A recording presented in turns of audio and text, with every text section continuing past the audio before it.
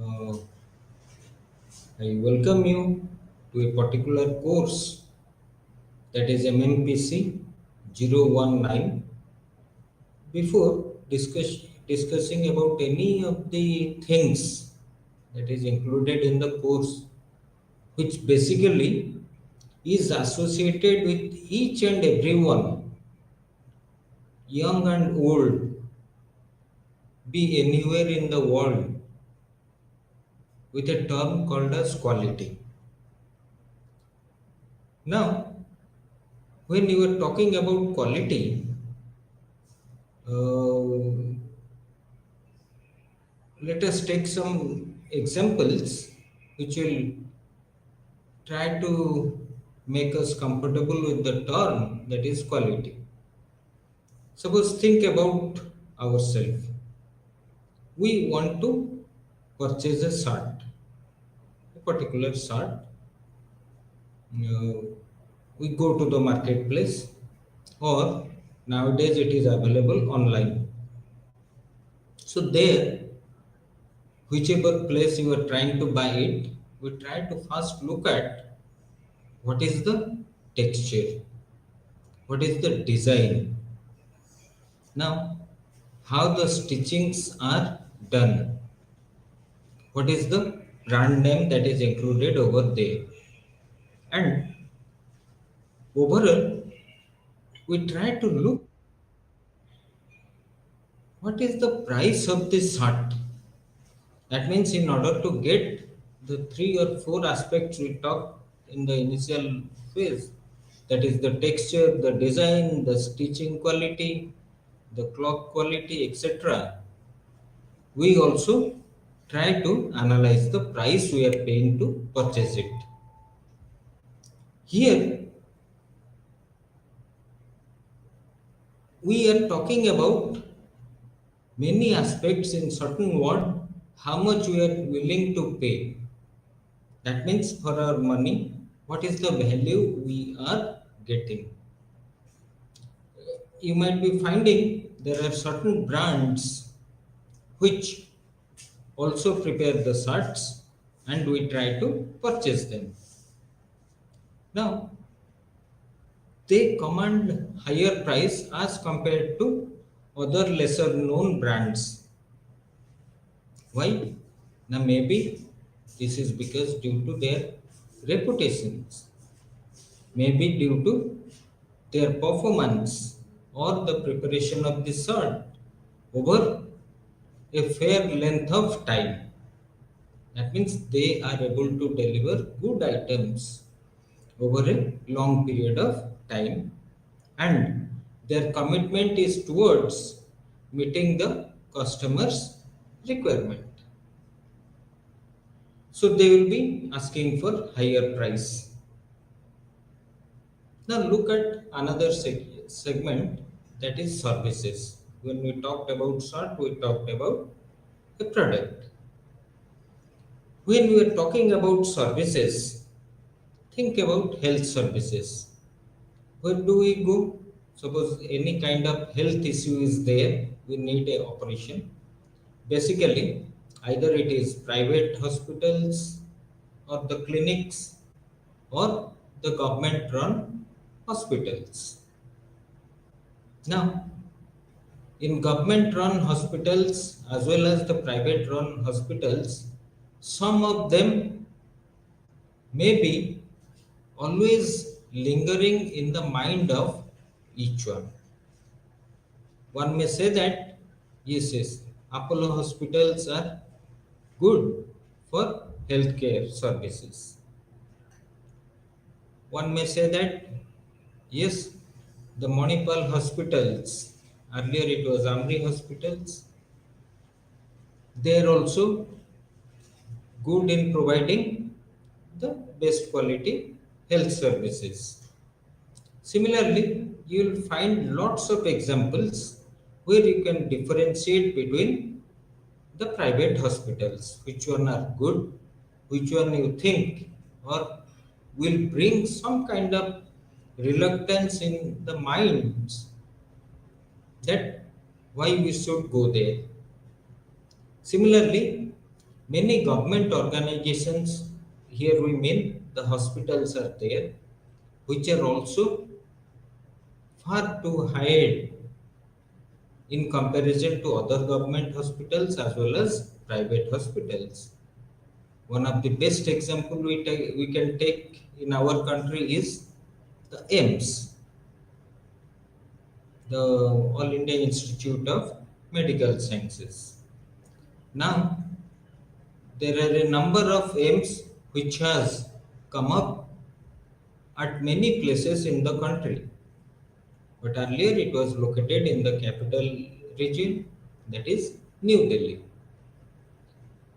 What they do, even though they are government organizations or government hospitals, they provide very high quality health services at very cheap price. Or you may say that the amount we pay for the health services there is very less as compared to other private hospitals. Now, all these things when we discuss about, if we go deeply into that, only one thing is coming up: quality. Whatever is the judgment regarding a product or services, we as customers or consumers or the person getting the services, we say that we shall go for the best quality that can be afforded in our price range. One may say that why not go for the best quality always? We can go, but we should see also our affordability. Now, whether we can afford that kind of amount for getting that kind of services. So here the term quality comes forward. Now it has been seen, or when we talk about the quality on global front, a particular country's name comes forward. We may say that Japan is one of the producers of products which are very high quality in nature. In World War II, it was a country, very small country. It was devastated and it was brought down to its knees. But what they did, they believed in quality. They tried to implement the quality policies into their various enterprises, products, services. What happened? Now, as time passed by, the Japanese items, be it product or services that we are having, they gained adaptability or acceptance among the customers all around the world at the first sight. Similarly, we can talk about the quality given by Germany. Few countries are there, so few countries are there where uh, their main policy is regarding the improvement of quality as well as implementation of quality. Because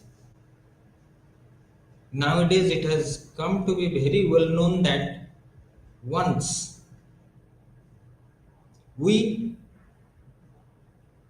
go down in the path of quality for our items that are being produced, then our economy is sure to develop, or as a whole, the country is going to develop. So, this whole paper, total quality management, over the next few classes, 15 to 16 classes, spread over 4 blocks, we shall be looking at the total quality management, or in short, we shall be calling it as TQM. So in the first block, we shall be looking at the basics of TQM. So in this particular unit 1 today, we shall be looking at some basic concepts and methods. Myself, I am Dr. Sanjib Pattnaik. I welcome you all to our session on basic concepts and methods of TQM. Now, what is that concept of quality? Everyone has a fair idea. Quality. When we talked about quality, everyone has their own notions. But there are few definitions given by quality gurus which are adopted, and when we try to define the term quality, it is nothing but perception of features in a product or service. Now, how we try to perceive a product and service, or what are the features they are providing to us. Now, this perception, since we are human beings, perceptions will vary from individual to individual or from person to person. So, whatever may be a qualitative item for me may not be qualitative item for some other people, or the reverse also. Whatever is qualitative for certain other persons may not be qualitative item for me. However, the basic definition of quality is how we perceive the features in the product or services. Now let us see what are some of the definitions given by leading quality gurus. First is a definition given by Deming. It is a predictable degree of uniformity and dependability at low cost and suited to market. Now, when we go for items in the marketplace,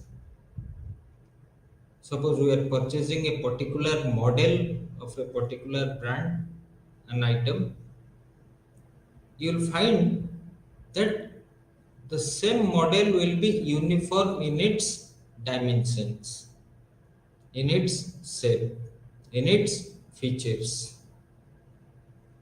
So, he said predictable degree of uniformity and dependability. That means whatever is our perception regarding the features in product or services, after I purchase it or purchase the item or get the item, I will get those features in almost all situations. That means dependability and at a low cost. We know that is the cost, the better it is for the customers, because no individual wants to pay a high amount, bearing a few, you can say, 0.00001% in the world who can pay anything that you can talk about. All other depend upon low cost items, and it should be suited to market. That means it should be catering to the needs of the customers who are present in the marketplace. The second definition came from another quality guru, that is Jiran. He said quality is nothing but fitness for use. We perceive certain features. We perceive that the item we are trying to procure or purchase or get should provide us certain type of benefits. So the item should be fit enough to provide all those things. That means it should be fit for use. Cosby said that it is conformance to requirements. Cosby came up with a definition that whatever is the market requirement, whatever is the requirement by the customers, you try to conform to that. If you have less features, then it will not be suitable in the market. Similarly, you have to set up a benchmark that these are the minimum requirements or features that should be there in the item which has to be passed on to the customer. Unless until we are conforming to that set standards, then our items will not be adaptable to the customers. Another guru, Taguchi, said it is minimization of losses to society. In other words, Taguchi said that minimize the wastages. The wastages can come from the scrap work, maybe due to bad items produced as a result of negligence by the employees, maybe due to items produced or items generated are bad due to defective process. Now, all these things, all the processes consume resources. It may be in the form of material, it may be in the form of human labor, etc., or the capital you may add. Now, if we lose it, it is nothing but we are making losses to the society because all these things come from the society. So Taguchi said that try to minimize the losses. Fenbaum, he said it is the way of managing the organization. In this globalized world at this present juncture, which is very dynamic in nature, it is very difficult to survive unless and until you keep pace with all kind of advancements, or simply speaking, if you don't produce qualitative items or deliver qualitative items. So, in order to deliver a qualitative item, the requirement is the whole organization should be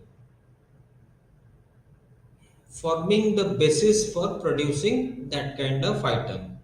That means the inputs, the processes, the losses, all the things should be of qualitative nature.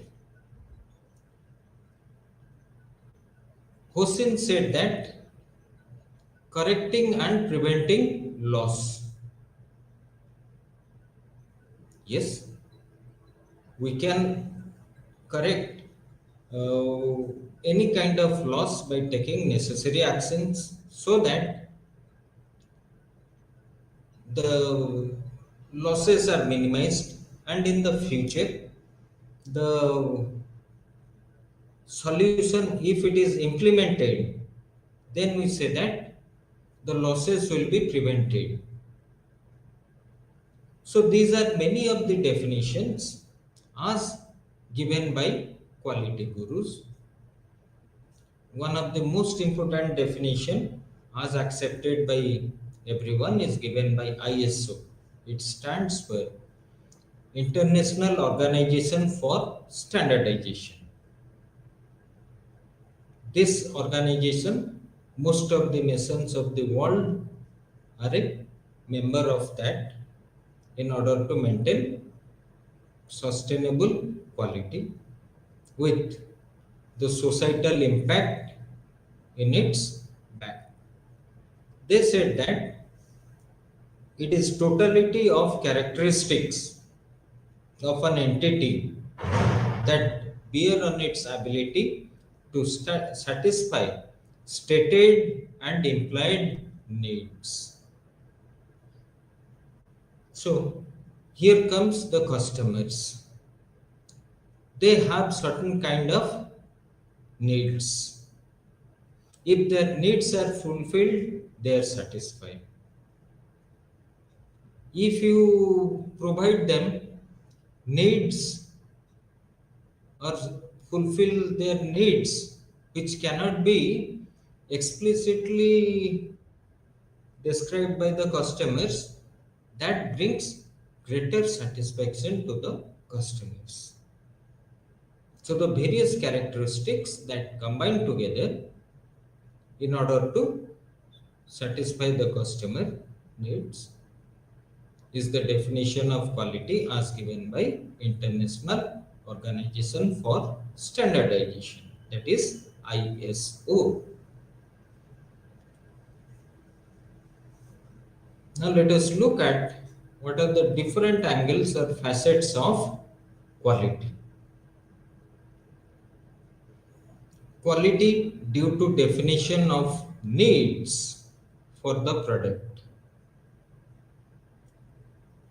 Customers in the marketplace will be having needs.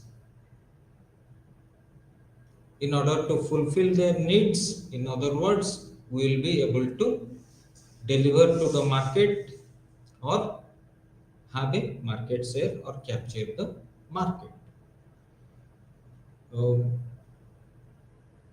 Here we may say that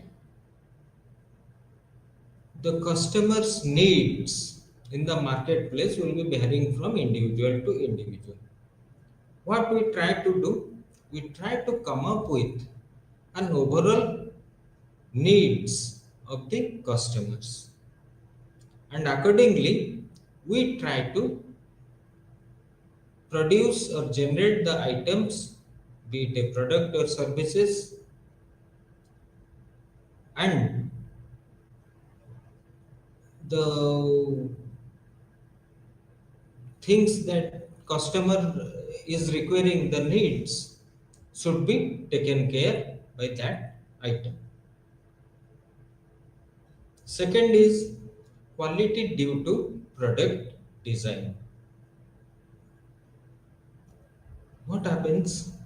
Customer may be requiring the items, or they will be needing various kind of uh, things or features in the items they are going to purchase. Now, for that, uh, we have to design the product in such a way that quality can be maintained. Uh, if you look at the history of computers when they were first built by IBM, it was around, we can say, two big rooms, the space occupied by the computer. Now, here the customers could not satisfy their needs as the things were, what we can say, even though the need was there, but the various other aspects like dimensions, etc., were not falling into the place according to their perception. Now, what has happened over the years? The customer needs required computers which will be handy, which can run for longer period of time with battery backup, etc. So if you can conform to those needs by producing those type of items, that forms another aspect of quality.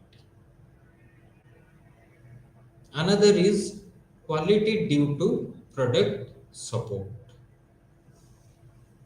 When we purchase a product, many things come into the picture. First is how to use it. Now, if the product is easy to use, then you will find a booklet containing directions for use will be there along with the product, or the product manual will be there. If the items that are produced are technically very advanced and it needs on hand experience, then the company will be giving training to the user how to use the product. Similarly, in case of troubleshooting, how the company helps out the customer, all these things will form the quality due to product support. Now, when we are talking of product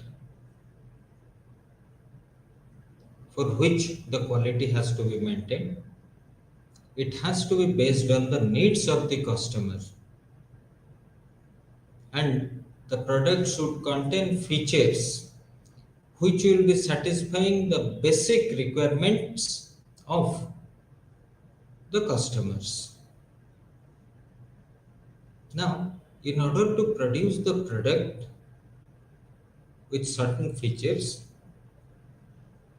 we need the process also to be adaptable to that.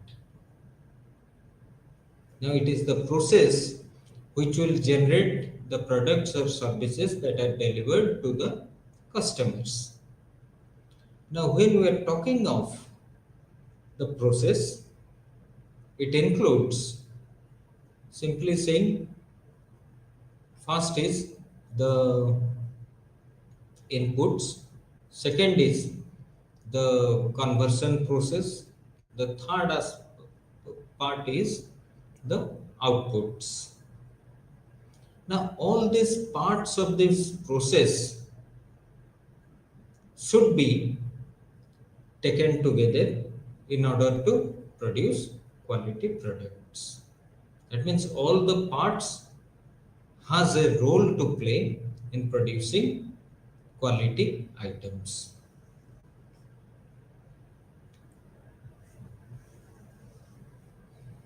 Now, what we understand by quality management? So here, when we try to talk about quality management, we talk about how quality should be analyzed, how quality should be planned for, how it should be implemented, how it should be kept as a continual process so that the ever changing quality will keep pace with the changing requirement of the customer needs. Now, the quality management provides benefits like survival amidst intense competitive environment. All of us know that in today's world, the business world is very competitive. Unless and until not only you produce quality items, you have to back up with support systems as well as continually improve upon the items, you cannot survive the competition.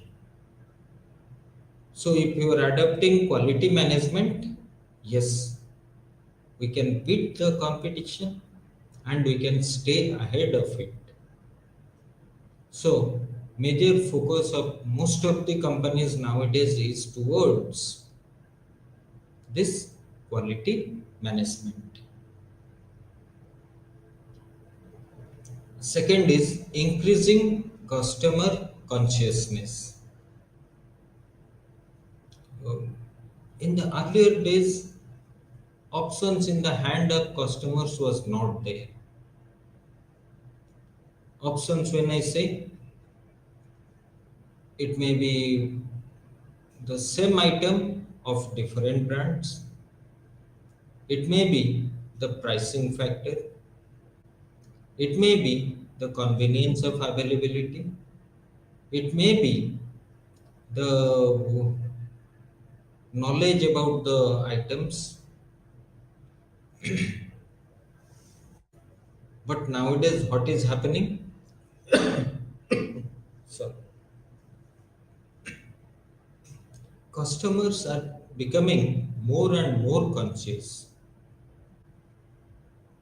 The rapid technological advancement in the knowledge front through use of internet, etc., is making the customers more conscious. That means regarding the quality of the items that are produced by various brands.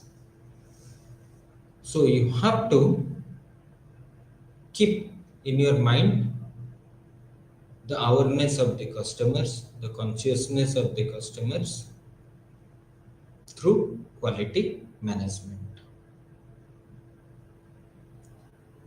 Quality management tries to look for earning profit instead of making profit. The days of making profit is coming to an end because the number of producers were far too less in the earlier days. They were having absolute monopoly. That means three or four dominant players were only there in the marketplace. Uh, Choice in the hands of the customer was not there. So making profit was easier for the company. Even though they were not adopting the set standards, yes, they could make huge amount of profits. But those days are coming to an end. Now, number of players in the market, that means the producer of the items, are many. The features they are providing in their items is latest, you may say technically, as well as the functionality, etc. So you have to fight it out in the market in order to earn profits, because making profit is a thing of gone by era. This will be helped by the quality management.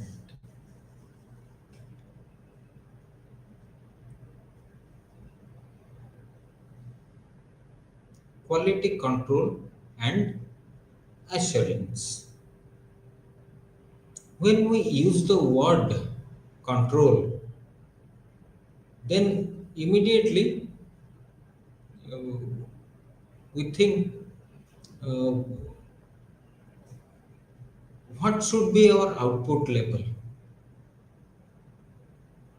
Is it up to a certain extent? If it is reaching the extent to which we are producing the item, will it remain constantly, or does it require any kind of improvements? So when you are talking of quality control, we are basically talking about the same thing. It includes setting up standards. We set up standards for quality. Uh,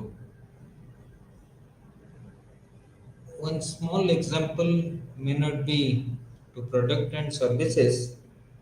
The Paris Olympics is coming up in few days' time, as on today, as compared to today. There you will find it is not that whoever wants can participate. They have some standards. If a certain athlete or player is able to achieve that standard, then only they will get a ticket or pass to participate in the main Olympic stadium. Now, suppose I, as an athlete, you can talk about Neeraj Chopra. He has achieved the standards many days back, or always he is up to the standard. He will be practicing on a daily basis and monitoring what are the things, what are the distances he is throwing the javelin. That means he is trying to monitor the process through what? Not through inspection. Yes, yesterday it was 86.39 meters, today it is 86.45 meters, etc. And those things will be noted down either by him or his coach or the coaching staff. What comes out of that? Nah, in some days the results will be getting better. In some days the results will also be coming down. So thereby we can segregate the activities which can improve performance or which can decrease the performance. This can only happen through inspection. Now, inspection can be physical measurement through videography, etc. After the analysis of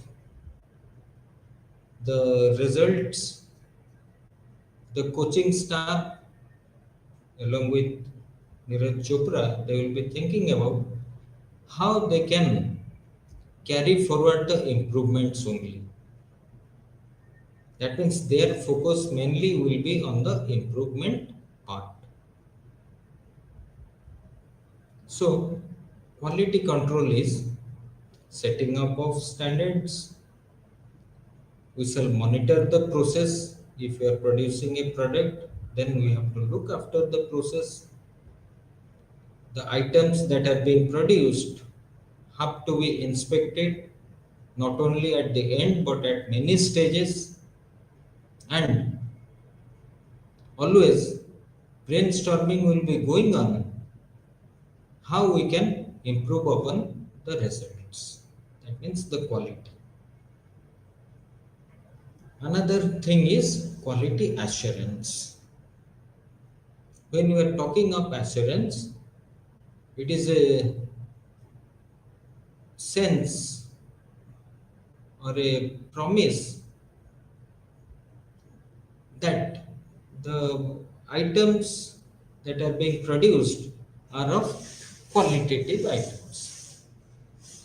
Uh, when you are talking about quality assurance, we talk about three things. One is preventive activity, second, planning that, and establishment of quality system. Now, suppose we are producing an item which is a very qualitative thing. Then we look at, is there anything that is creating losses for the customers, creating losses during the manufacturing process. So there we try to think of what kind of action should be taken so that these activities can be prevented. Now, if activities can be prevented, the quality will be sustained or maintained. For this, we have to plan in advance. That means when should the uh, inspection be taking place, who shall be in the planning process, what are the tools to be used in measurement of quality, etc. Now, once all these things are ready, we establish the quality system, and this will be adapted by the organization on a continual basis. So it will result in what? Now, the items that are being produced will be of qualitative nature.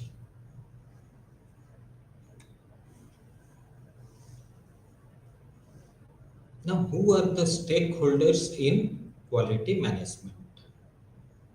That means who are the interested party? When we are talking of quality, simply speaking, let us forget about everything. We are concerned about the quality of the environment. Earlier, what was there? Now, what is happening? How it can be improved upon so that the earth will be a better place to live. So, whoever are involved in this whole process, I think all of us, not only the government, not only the environmental organization, but also the general public, all are involved or all are stakeholders to this part or should be stakeholders. Now, in quality management, let us see who are the stakeholders in general. Customers. Customers are the epicenter of quality management because they define the product quality. They define what are the needs that should be present in the items. The common needs, when taken together, it will provide a framework of producing the product. So, the first and basic stakeholder in quality management are our customers, in the sense that they will try to set up the level of product quality. Now, how this quality can be, uh, you can say, implanted into the product. Now, the product that is being manufactured or the items that are delivered to the customers comes through a process, inputs, the conversion process, and the outputs, where employees are involved at each and every stage. So, when we are talking of employees, we talk about their training regarding the quality. Apart from that, their rewards for quality, their job assurance, their future prospects in the company, etc. As a whole, we can say the job satisfaction. Now, employees, when they know that they are working in a quality organization, they will feel that yes, the organization will have a long run in the business field. That provides the basic job satisfaction. The third stakeholder we can talk about is the owners. That means the supplier of capital for the organization. Owners can be equity shareholders, the debt holders, or whoever simply has invested funds in the organization. Now, what they look at, how their funds are generating returns. That means returns on investment, ROI. Just in the previous slide, we saw organizations now have to earn profits. The times of making profit has gone. So to earn profits, they have to be quality organizations. Now, if profits are generated, then the ROI will improve, or the return on investment of the owners will be there. Sub suppliers, that means small suppliers of various components and parts that will be used in the main product. They look at the various kind of business opportunities that will be available in the organization. We said quality is a continuous process and it goes on as per the changing requirement of the customers. That will bring about certain changes of the various parts and components, etc., which will provide new business opportunities for sub suppliers. Society, any enterprise we talk about will be using resources which belong to the society. It may be in the form of materials, it may be in the form of human resource, or in the form of capital. Now, it is the, we can say, the organization through quality management should make the best possible uses of these resources. That means achieve the maximum productivity for the society's resources. Stakeholders in quality management, when we are talking of, nowadays a new thing is coming up, supplier partnering.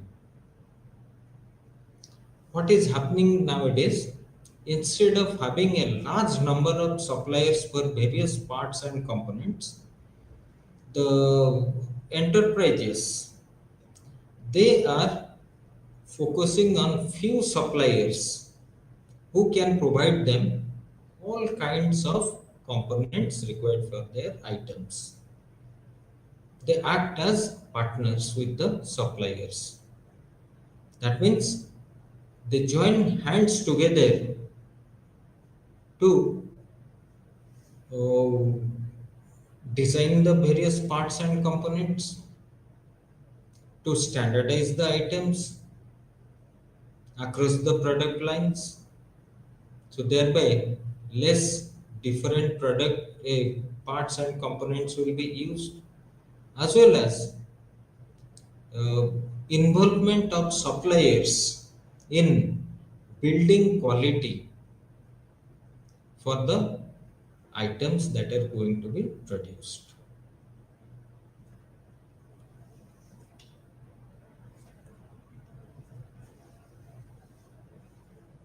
Now, when we are talking of quality, every time we talk about a particular term called as standardization.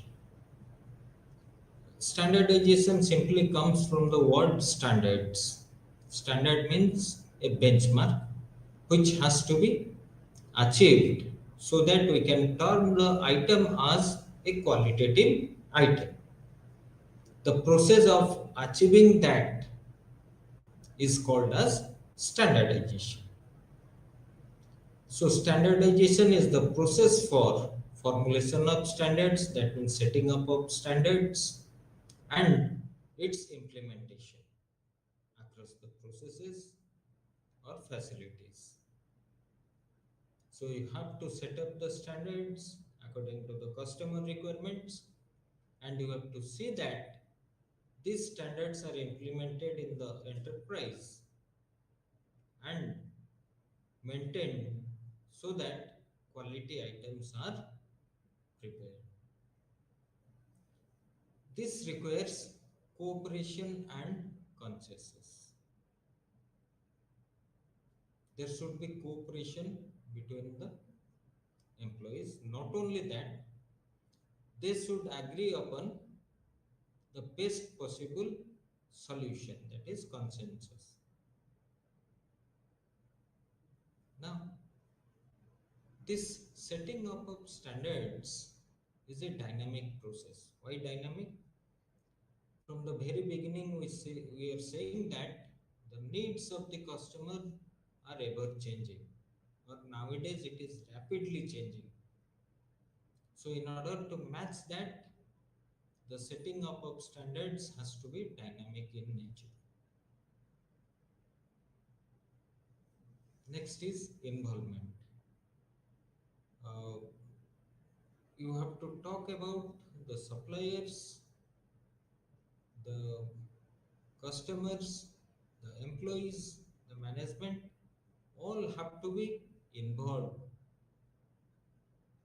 in order to create a scenario of quality management. Now, when we are talking of standardization, you have different categories of standardizations. One is according to the regionality, another one is according to the enterprises needs. When you are talking of regionality, first is international standards. When we are talking of international standards, that means standards which are accepted globally, or the standard certification or the standards as recognized by the international organizations, like you can say ISO, International Organization for Standardization. Similarly, you can have national standards. All of us might have seen a certain term called as BIS, Bureau of Indian Standards. That is the standards for various uh, sectors given by BIS in India. Then you have the regional standards. When you are talking of regional standards, as it is given by the state governments, or it may be by the local government where the items are being produced, uh, you can say the municipality certificates for various eateries across the city where it is located. Then company standards. So here inside the company, what are the standards you will be setting up? Now, other category of standards include the basic standards. That means what is the minimum standard level that has to be set up inside the organization. The testing standards. Now, when we are talking of testing standards, we have various kind of statistical tools and techniques. So, which tools and techniques to be adopted for testing our enterprises items for looking at its standardization. We have to look at the products, that means whether the standards are maintained or not. The processes, when you are talking of processes, you are talking of the whole conversion cycle as well as the service standards. That means the after sales use guidance, the after sales troubleshooting repairs, after sales uh, exchange, etc. All these standards will come under the service standards. We are talking about Bureau of Indian Standards. Here are some of the categories of industry which has to adopt the BIS if they are operating in India. One is the chemical industry. The second one we have talked about is civil engineering. The third one we are talking about is electronics and telecommunication. Nowadays, you might be finding the telecommunication sector is rapidly coming forward. Food and agriculture, for which the BIS has to be provided. The standards for mechanical engineering, as well as the management and systems. BIS also provides standards for medical services, medical practices, medical equipments, medical SOPs, that means standard operational practices, etc. BIS for metallurgical engineering. Many of you might have seen in various kind of ornaments nowadays, BIS stamp things try to generate a picture of quality in the customer's mind. Similarly, you have standards for petroleum products. Petroleum products include the fuels, the aviation fuels, the bitumen, the gas, the LPG gas, etc. Similarly, you have also standards for textile industries and also for water resources. Now, what standardization tries to aim at, or what are the benefits we shall be getting? The basic aim is to achieve overall economy. That means the best usage of the resources that are being taken up by the enterprise. Achieve maximum convenience in use. Whatever items are being passed on to the customers, products, those will be convenient to be used by the customers. In case of any kind of uh, situations which requires a decision making, we should adopt the best possible solution. And what should be the minimum quality that should be defined. The benefits that will accrue to us is it will have a goodwill and prestige in the mind of the customers. It also provides a framework for increasing productivity. Due to the changing business environment, it also provides a framework for adaptability and achieve the economies of scale, that is the lowest cost for use of resources. Now, when we are talking of total quality management, now we can have management approach, the total systems approach, which mainly are focused towards customer satisfaction. One of the approaches is leadership. There should be a clear leadership view. The leader should work towards customer results. They also should look towards employee training and their participation in quality management. Any kind of communication should be loud enough and clear to everyone involved in the quality management process. And they should provide the quality processes and tools that are statistical in nature.